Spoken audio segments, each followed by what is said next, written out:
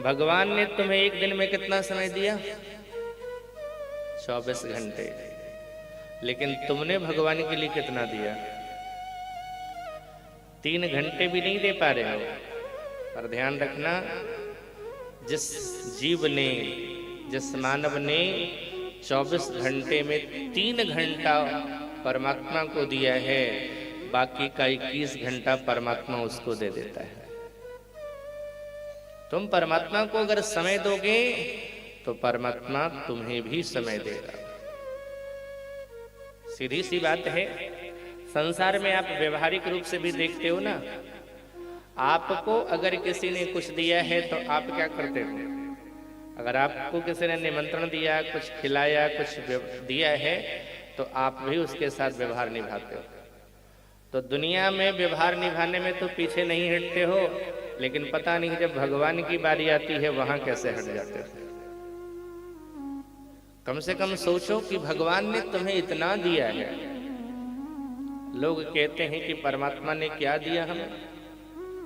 कभी सोचना साहब, क्या हमारी योग्यता है इतनी, हमारी पात्रता है इतनी, हम इतने लायक हैं? एक बार जब जरा अपने जीवन को झांक करके देखना, क्या सदकर्म है तुम्हारा, कितने लायक हो तुम। सबसे पहले तो मानव का शरीर दिया है, ये तुम्हारा कर्म नहीं था। अगर मानव का शरीर न दिया होता, पड़े रहते किसी नाली में कीड़ा बन करके, मकोड़ा बन करके, मच्छर बन करके, जंतु बन करके, जानवर बन करके पड़े रहते कहीं। मानव का शरीर मिला है। श्री तुलसीदास जी महाराज कहते हैं, कबहु करी करुणा नर देहि। ये उसकी करुणा है, ये उसकी कृपा है। न जाने कौन से गुण पे दयानिधि रीझ जाते हैं। पता नहीं कौन सा गुण उन्होंने हमें, हमारे अंदर देख लिया, इस जीव के अंदर, कि मानव का शरीर दिया है। अच्छा, मानव का शरीर देने के बाद भी सोचो, अगर रोगी शरीर दिया होता, न हाथ सही रहते, न पैर सही रहते, न आंख सही रहता, न जिह्वा सही रहती, न बोलना आता, न सुनना आता, तो भी तो पशु जैसा जीवन रहता। भगवान ने अगर संपूर्ण शरीर दे दिया है तो भी बहुत कुछ दिया है। अच्छा छोड़ो, सब कुछ तुम्हें मिल जाए, वायु न मिले, ऑक्सीजन न मिले, रह पाओगे? भगवान न करे वो समय दोबारा आवे। लेकिन कोविड काल में कितनी परेशानी होती थी, बोले ऑक्सीजन की दिक्कत हो रही है, एक सिलेंडर मिलता नहीं था। और भगवान ने इतनी सुंदर व्यवस्था बना दी। ये सूर्य दिया, रहने के लिए पृथ्वी दी, विवेक दिया, विचार दिया, बुद्धि दी, फल दिया खाने को, जल दिया पीने को। ये सब हमारा तुम्हारा तो नहीं था, है ना? ये सब तो उसकी रचना है, ये सब उसने बनाया है, ये सब उसका निर्माण है। और हम उसके सुख को, उसके बनाए हुए वस्तुओं को भोग रहे हैं, उपयोग कर रहे हैं। सरकार से अगर बिजली हम लेते हैं ना, बल्ब जलाने के लिए, पंखा चलाने के लिए, घर में कुछ वस्तुओं का उपयोग करने के लिए, तो उसका भी बिल देते हैं। भगवान के द्वारा बनाई हुई कंपनी का सब हम उपयोग कर रहे हैं। सूर्य हमने नहीं बनाया, किसी इंसान ने नहीं बनाया है, धरती अपने आप नहीं बनी है, प्रकृति को भी बनाया गया है साहब। तो भगवान से लेकर के हम बहुत कुछ उपयोग कर रहे हैं। हमने भगवान को क्या दिया है? नमक हराम नहीं हम हो रहे हैं कि उनके द्वारा दी हुई वस्तुओं का हम उपयोग भी कर रहे हैं, उपभोग भी कर रहे हैं, फिर भी कहते हैं उसने हमें क्या दिया है? मुझे मेरे मालिक ने सब कुछ दिया है, तेरा शुक्रिया है, तेरा शुक्रिया है, तेरी बंदगी से मैं बंदा हूँ मालिक, तेरे ही करम से मैं जिंदा हूँ मालिक, तुम ही ने तो जीने के काबिल किया है, तेरा शुक्रिया है, तेरा शुक्रिया है। उसने हमें बहुत कुछ दिया है, हम शब्दों में नहीं वर्णन कर सकते हैं कि क्या उसकी कृपा के बिना एक सांस भी लेना संभव है। उसने हमें इतना दिया है फिर भी हम उससे कुछ नहीं दे रहे हैं। और कुछ नहीं चाहिए साहब, मैंने कहा ना, समय और प्रेम।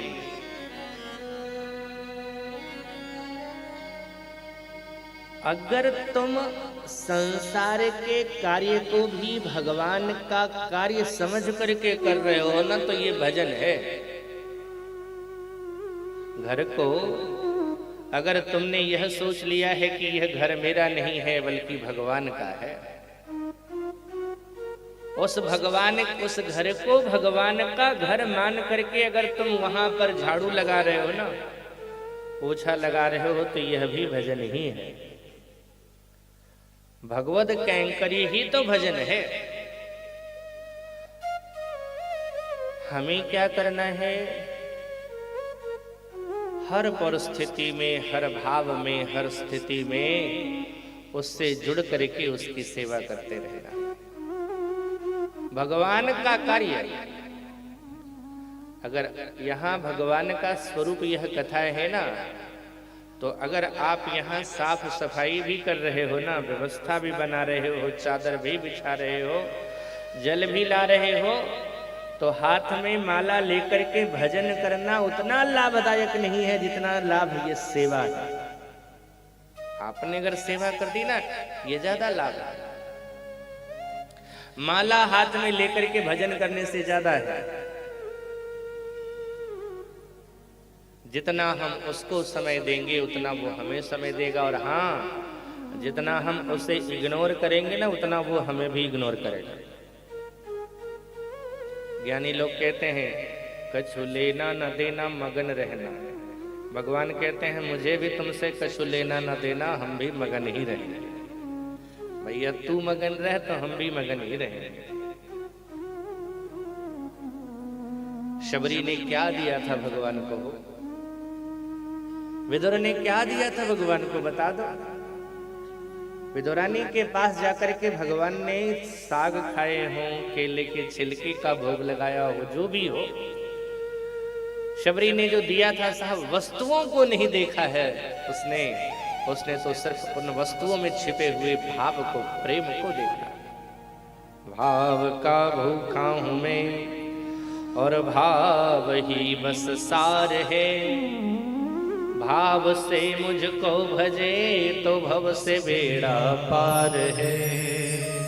अन्न धन और वस्त्र भूषण कुछ न मुझको चाहिए, भाव से एक पुष्प भी दे तो मुझे स्वीकार है। भाव बिन सब कुछ भी दे डाले तो मैं लेता नहीं, भाव पूरित एक स्वर करता मुझे लाचार है। इसीलिए तुलसी बाबा भी इस बात को समझते हुए कहते हैं, राम ही केवल प्रेम पिया, राम ही केवल प्रेम पिया,